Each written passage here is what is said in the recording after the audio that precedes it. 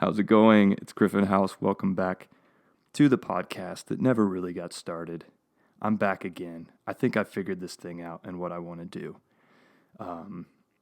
If you've listened to the opening previous podcast, you know that I never really intended to do a podcast at all, but it was a dare from a friend or maybe just a challenge. So I followed through with that challenge. I got off my butt and opened an account, one that I've continued to pay to have open even though I haven't been keeping up with the podcast. The problem was I just didn't know what it should be about. I mean, I guess I know some people in Nashville that are pretty well known that might be interested in listening. People might be interested in listening to if I interviewed them. However, I just didn't really feel I could be that guy, mostly because I guess I wanted something to be in it for them and have it not just be about me trying to get people to listen to my podcast. So here's my idea. One, I've tried to up my sound quality game. I can't be a spur of the moment and record myself in my car or just on my iPhone microphone because I've realized that sound quality is a big component of what makes a good podcast listenable. A good warm vocal in a room without a bunch of noisy distractions is probably more enjoyable to listen to. So I got a little less lazy. I got a hook up here. I got my microphone, my blue Snowball microphone.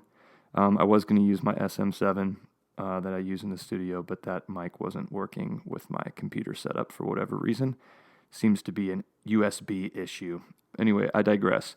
My idea is to do sort of what I did with 42.5 Minutes album, if you've listened to that, where I kind of tell the stories behind the songs.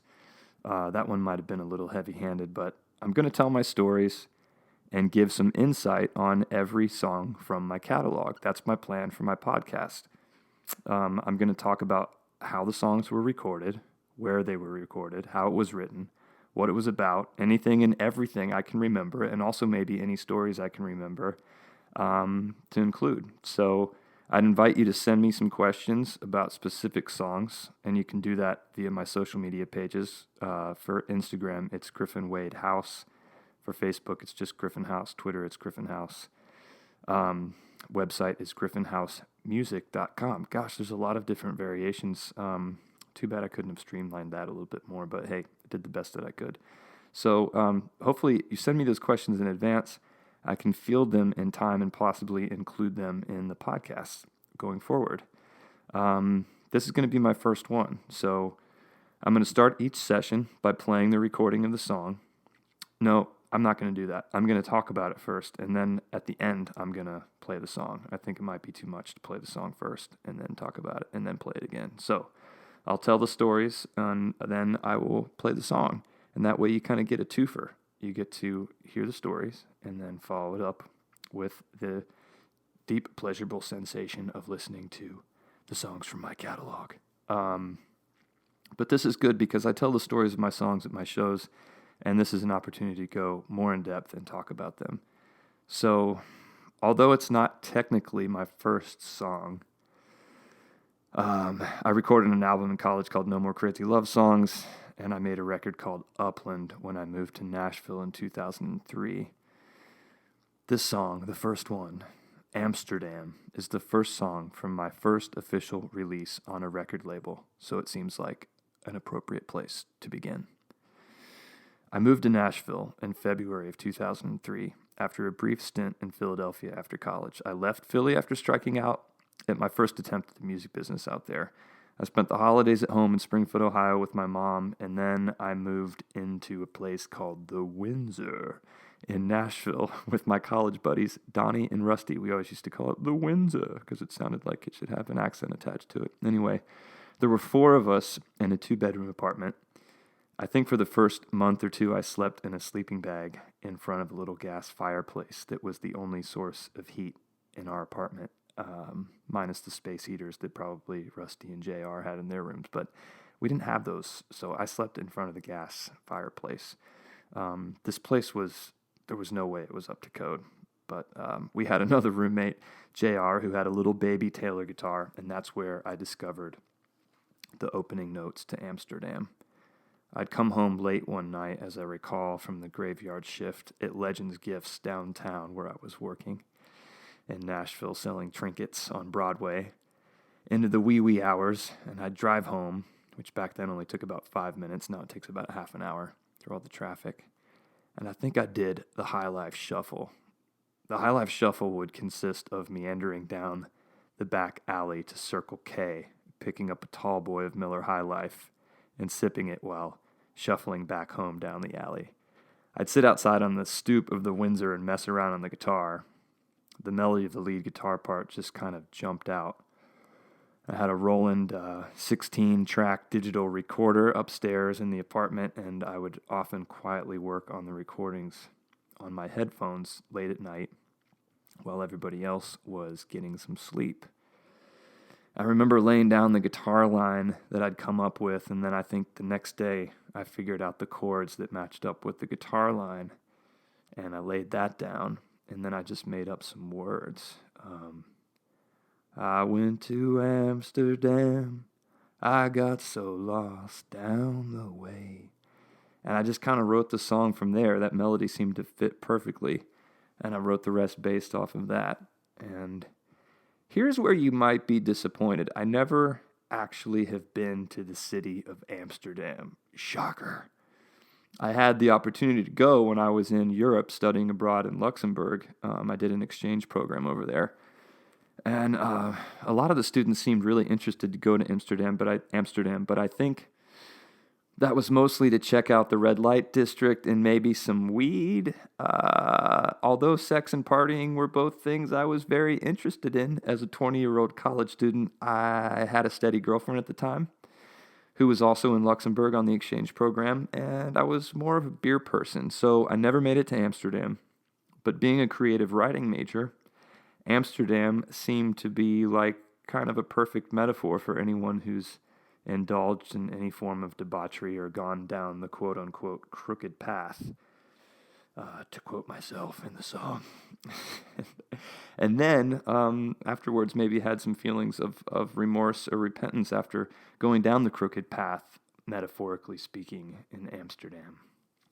So a common theme for me in those years and many years to come would be trying to reconcile the spirit and the flesh. I deeply wanted to be a spiritual person, but I found the allure for earthly delights, I guess, just too hard to resist. I liked the idea of Christianity, though, in the sense that I was being told to love God and do what you will, and I think it was St. Augustine who said that. But I liked the idea that there was still room in my life to indulge my sinful vices and still be considered loved by God and forgiven. And I guess eventually, like all of us, or not, I had to grow up, and that included actually changing some of my behavior instead of being stuck in the cycle of party all weekend long and then go to church on Sunday and ask for forgiveness. By the way, don't forget to put your money in the basket.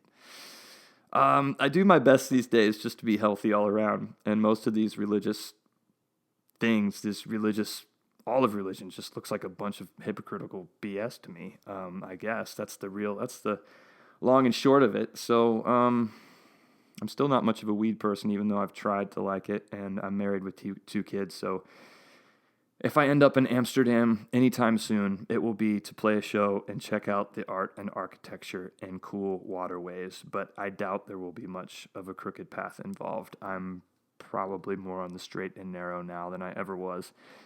I seem to have survived the metaphorical Amsterdam. I'm sure the real one will be a piece of cake. This is the first song on my first official debut album, Lost and Found. It's called Amsterdam.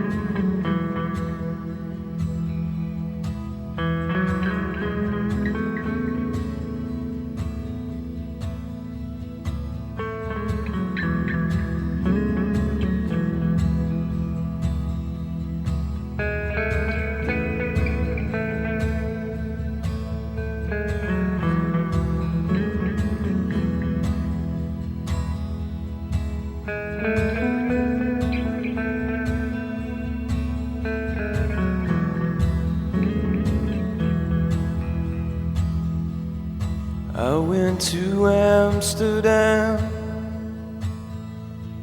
I got so lost down the way. I took the crooked path. I wish that I'd never stayed. I cannot change the past. Can I change the past? I cannot change the past. All of it's done in Amsterdam.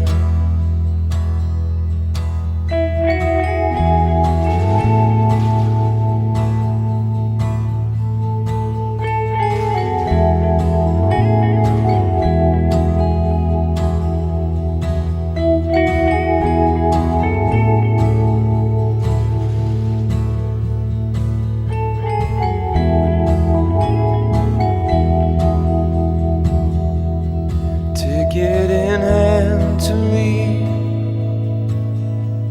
I sit on the train and think of you. Your face in the photograph.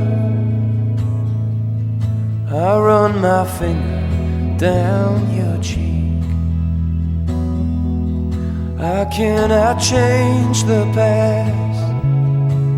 Can I change the past? I cannot change the past. All of it's done in Amsterdam.